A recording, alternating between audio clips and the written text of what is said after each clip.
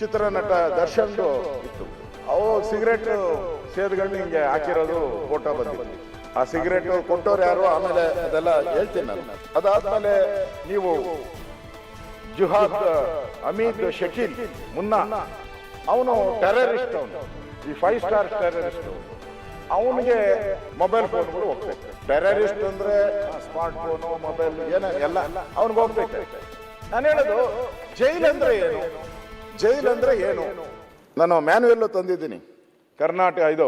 ಕರ್ನಾಟಕ ಕಾರ್ಯಗೃಹ ಮತ್ತು ಸುಧಾರಣಾ ಕೈಪಿಡಿ 2021 ಜ್ಞಾನೇಂದ್ರ ಅವರು ಇದ್ದಾಗ ಮಾಡಿರೋ ಕೈಪಿಡಿ ಇದು. ಅದನ್ನು ಓದ್ತೀನಿ, ಹೇಳ್ತೀನಿ ಏನೇನು ಕೈಪಿಡಿಯಲ್ಲಿ ಏನೇನು ಇದೆ ಅಂತೇಳಿ. ಇಲ್ಲಿ ಅವನಿಗೆ ಫೋನ್ ಬರ್ತೈತೆ, ಫೋನ್ ಕೊಡ್ತಾರೆ, ಅವನು ಮಾತಾಡಿಸ್ತಾರೆ. ಅಂದ್ರೆ ಜೈಲಲ್ಲಿ ಇಷ್ಟೆಲ್ಲ ನಡೀತೈತೆ ಅಂತ ಹೇಳಿದ್ರೆ ಜೈಲಿನ ಸಿಬ್ಬಂದಿ ಇರ್ಬೋದು, ಪೊಲೀಸ್ ಇಲಾಖೆ ಇರ್ಬೋದು, ಏನ್ ಮಾಡ್ತಾ ಇದ್ದಾರೆ? ಏನ್ ಕತ್ತೆ ಕಾಯ್ತಾ ಇದ್ದಾರ? ಏನ್ ಕತ್ತೆ ಕಾಯಕ್ಕೆ ಸಂಬಳ ಕೊಡ್ತಾ ಇದ್ದೀರಾ ಅವ್ರನ್ನ? ಲಕ್ಷ ಸಂಬಳ ಕೊಡ್ತೀರಿ. ಆ ಮ್ಯಾನ್ಯುಯಲ್ ಅಲ್ಲಿ ಕ್ಲೀನ್ ಆಗಿ ಇದೆ. ಪರಮೇಶ್ವರ್ ಅವರು ಓದಿದಿರೋ ಹಂಗೋ ಗೊತ್ತಿಲ್ಲ, ಆ ಮ್ಯಾನ್ಯುಯಲ್ ಅಲ್ಲಿ ಕ್ಲೀನ್ ಆಗಿ ಬರೆದಿದ್ದಾರೆ. ಯಾವ್ಯಾವ ಅಧಿಕಾರಿ ಹೇಗೆ ಇನ್ಸ್ಪೆಕ್ಷನ್ ಮಾಡಬೇಕು ಅಂತೇಳಿ ಬರೆದಿದ್ದಾರೆ ಇದರಲ್ಲಿ. ಪೇಜ್ 803 ಅದರಲ್ಲಿ ಬರೆದಿದ್ದಾರೆ. ಆಯುಕ್ತರು, ಬೆಂಗಳೂರು ಆಯುಕ್ತರು ಏನು ಮಾಡಬೇಕು ಅಂತ ಬರೆದಿದ್ದಾರೆ. ಜಂಟಿ ಪೊಲೀಸ್ ಆಯುಕ್ತರು ಅಪರಾಧ, ಉಪ ಪೊಲೀಸ್ ಆಯುಕ್ತರು ಆಗ್ನೇಯ,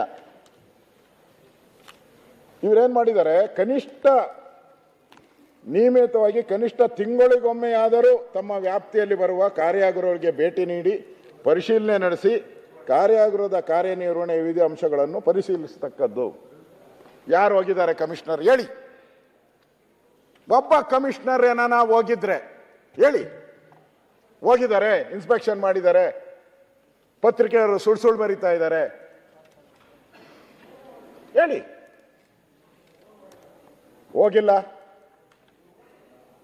ಆಮೇಲೆ ಅದರ ಕಂಡೀಷನ್ಗಳು ಹಾಕಿದ್ದಾರೆ. ಕಾರ್ಯಾಗೃಹದಲ್ಲಿ ಮೊಬೈಲ್ ಫೋನ್ ಮತ್ತು ಇತರ ಯಾವುದೇ ರೀತಿಯ ನಿಷೇಧಿತ ವಸ್ತುಗಳು, ಕಳ್ಳ ಸಾಗಾಣಿಕೆ ಮತ್ತು ಅಪರಾಧ ಚಟುವಟಿಕೆಯನ್ನು ತಡೆಗಟ್ಟು ತೆಗೆದುಕೊಳ್ಳುವ ಕ್ರಮದ ಕುರಿತು ಪರಿಶೀಲಿಸಿ ಕಾರ್ಯಾಗೃಹದ ಅಧೀಕ್ಷಕರಿಗೆ ಮತ್ತು ಸ್ಥಳೀಯ ಪೊಲೀಸ್ ಅಧಿಕಾರಿಗಳಿಗೆ ಅಗತ್ಯವಾದ ಕ್ರಮ ಕೈಗೊಳ್ಳಲು ಸೂಕ್ತ ನಿರ್ದೇಶನ ನೀಡತಕ್ಕದ್ದು.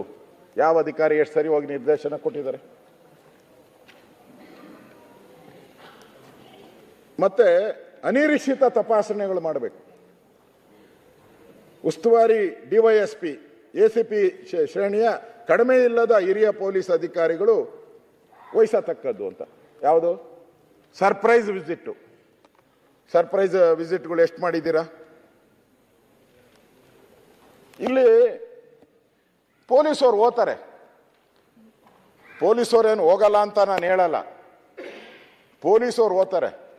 ಯಾವಾಗ ಹೋಗ್ತಾರೆ ಅಂದರೆ ಎಲ್ಲ ಪತ್ರಿಕೆಯಲ್ಲೆಲ್ಲ ಬರೆದಾದ್ಮೇಲೆ ನೋಡ್ತಾರೆ ಅವರು. ಟಿವಿಯಲ್ಲಿ ಬಂತು, ಪತ್ರಿಕೆಯಲ್ಲಿ ಬಂತು ಅಂತ ಹೇಳಿದ್ರೆ ಅವತ್ತು ಇನ್ಸ್ಪೆಕ್ಷನ್, ಮಾರನೇ ದಿನ ಇನ್ಸ್ಪೆಕ್ಷನ್. ಯಾರು ಕಮಿಷನರ್ ಹೋಗಿದ್ರು, ಇವರು ಹೋಗಿದ್ರು, ಅಷ್ಟೇ.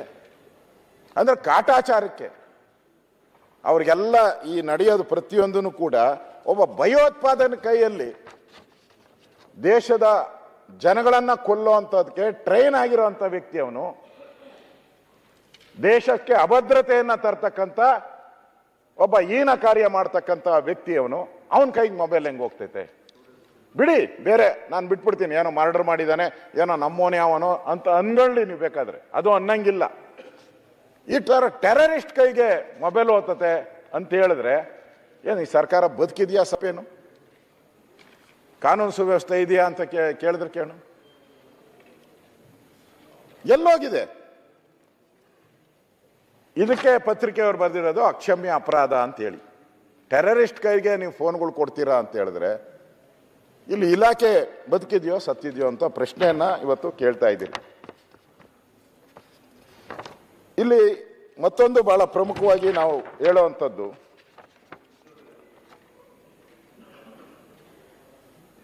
ಈ ಎಣ್ಣೆ ಪಾರ್ಟಿ 7ನೇ ಬ್ಯಾರಕಲ್ಲಿ ನಡೆಯುತ್ತೆ. ಮೊದಲೆಲ್ಲ ನಾನು ಕೇಳಿದೆ ಹೆಂಗೆ ಹೋಗ್ಬೋದು ಅಂತ. ಅವ್ರು ಹೇಳಿದ್ರು ತರಕಾರಿ ತಗೊಂಡು ಹೋಗ್ತಾರಲ್ಲ ಸರ್, ಅದರಲ್ಲಿ ಸೇರಿಸ್ಬಿಡ್ತಾರೆ. ತರಕಾರಿ ತಗೊಂಡೋಗೋದ್ರಲ್ಲಿ ಸೇರಿಸ್ತಾರೆ, ರೇಷನಲ್ಲಿ ಸೇರಿಸ್ತಾರೆ, ಈ ಥರ ಎಲ್ಲ ಹೇಳಿದ್ರು. ಅವರು ಈಗ ಅವರೊಂದು ಕಂಡು ಹಿಡ್ಕೊಂಬಿಟ್ಟಿದ್ದಾರೆ. ಇವೆಲ್ಲ ತರಬೇಕಾದ್ರೆ ನೀವು ಆಚೆ ಅವ್ನ ಗೇಟಿಗೆ ಬಂದಾಗ ಅವ್ನು ಕಾಸು ಕೊಡಬೇಕು, ಮೇಯ್ನ್ ಗೇಟಲ್ಲಿರೋನ್ ಕಾಸು ಕೊಡಬೇಕು. ಆ ಸ್ಕ್ಯಾನಿಂಗ್ ಮಾಡ್ತಾನಲ್ಲ, ಆ ಸ್ಕ್ಯಾನಿಂಗ್ ಮಾಡೋನ್ ಕಾಸು ಕೊಡಬೇಕು ಪೇಮೆಂಟು. ತಿರ್ಗಿ ಒಳಗಡೆ ಅವನು ವಾರ್ಡನ್ ಅಂತ ಒಬ್ಬ ಇರ್ತಾನೆ, ಅವನು ಇದನ್ನೆಲ್ಲ ತಂದು ಒಳಗಡೆ ತಲುಪಿಸೋನು ಅವನಿಗೆ 3 ಕಡೆ ಕೊಡಬೇಕು ಎಣ್ಣೆ ಪಾರ್ಟಿ ಮಾಡಬೇಕು ಅಂದರೆ. ಇವಾಗ ಏನು ಮಾಡ್ಬಿಟ್ಟವ್ರೆ, ಎಣ್ಣೆನ ಅಲ್ಲೇ ತಯಾರು ಮಾಡ್ತಾರೆ. ಹಾಂ, ಎಣ್ಣೆನ ಅಲ್ಲೇ. ಹಾಂ, ಅಬ್ಕಾರಿ ಇಲಾಖೆನ ನಮ್ಮ ಮಂತ್ರಿ ಹೊರಟೋಗ್ಟ್ರು. ಇಲ್ಲ, ಅಲ್ಲಿ ಹೆಂಗೆ ಅಬ್ಕಾರಿ ಇಲಾಖೆ ಲೈಸೆನ್ಸ್ ಹೆಂಗೆ ಕೊಟ್ಟರು ಇವರು ನಮ್ಮ ಮಂತ್ರಿಗಳು? ಎಣ್ಣೆ ತಯಾರು ಮಾಡೋಕ್ಕೆ ಅಲ್ಲೇ ತಯಾರು ಮಾಡ್ತಾರೆ, ಅಲ್ಲೇ ಪ್ರಿಪೇರ್ ಮಾಡ್ತಾರೆ. ಪ್ರಿಪೇರ್ ಮಾಡೋದು ಹೆಂಗೆ ಮಾಡಬೇಕು ಅನ್ನೋದು ಕಲ್ತು ಬಿಟ್ಟಿದ್ದಾರೆ ಅವರು. ಇವ್ರಿಗೆ ಆ ಪ್ರಿಪೇರ್ ಮಾಡೋವಂಥ ಸಿಸ್ಟಮ್ಗೆ ವ್ಯವಸ್ಥೆ ಹೆಂಗೆ ಮಾಡಿಕೊಟ್ರು, ಸ್ಪಿರಿಟ್ ಹೆಂಗೆ ಹೋಗ್ತೈತೆ. ಇದು ಎಣ್ಣೆ ಪಾರ್ಟಿ ಮಾಡೋ ಅಂಥ ಜೈಲುಗಳಾಗೋಗ್ಬಿಟ್ರೆ ಜನಕ್ಕೆ ಏನು ಸಂದೇಶ ಕೊಡ್ತಾ ಇದ್ದೀರಾ ನೀವು?